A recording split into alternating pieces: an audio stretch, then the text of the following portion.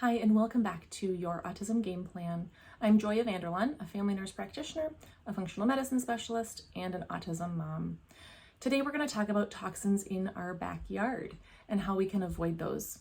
Of course, we want the best for our children, and sometimes we just don't know about these toxins, or we don't know about the alternatives to use to avoid the toxins that we may even know that we're exposing our kids to. So today I'm going to mention a few toxins that might be found in the backyard, and we're going to talk about what's in them and how to avoid those toxins and use alternative products.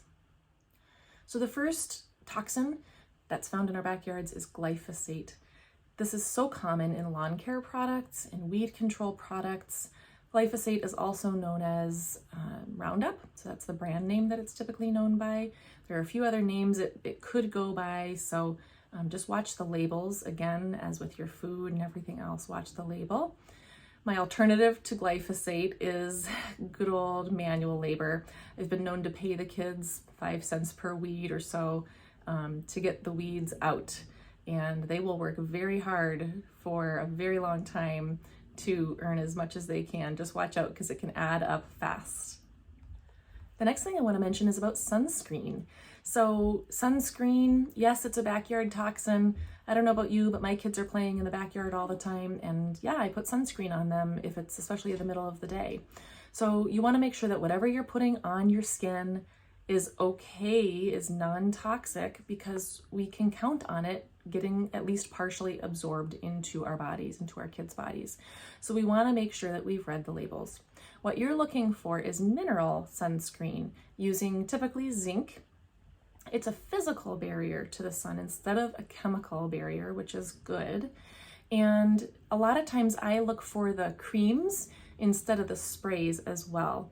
If you're spraying, that's all in the air. Now, not only do you have to worry about it on the skin, now you're worried about inhaling those particles too.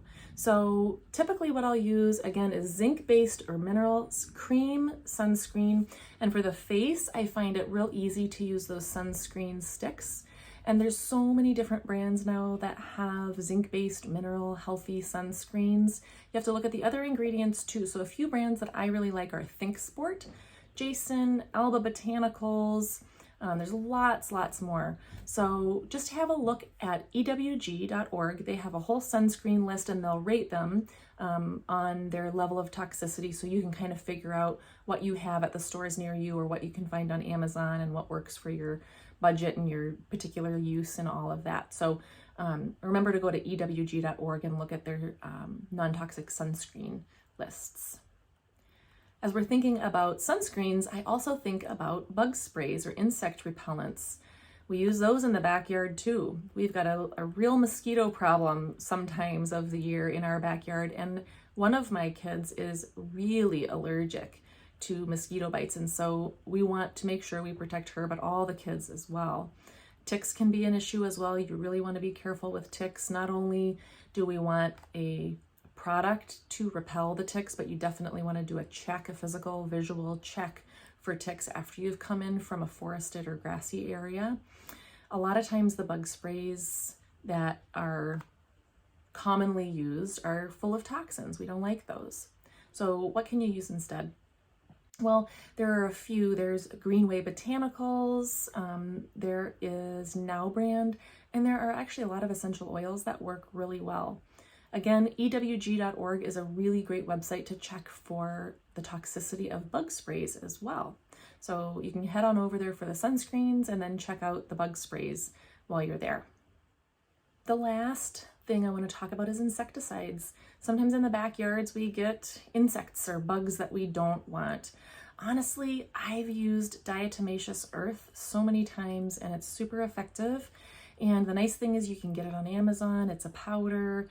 And if you get the food grade version, it's also safe to ingest, and that has its own health benefits as well. You just want to make sure you don't inhale the dust of it too much, because that can be irritating to the lungs.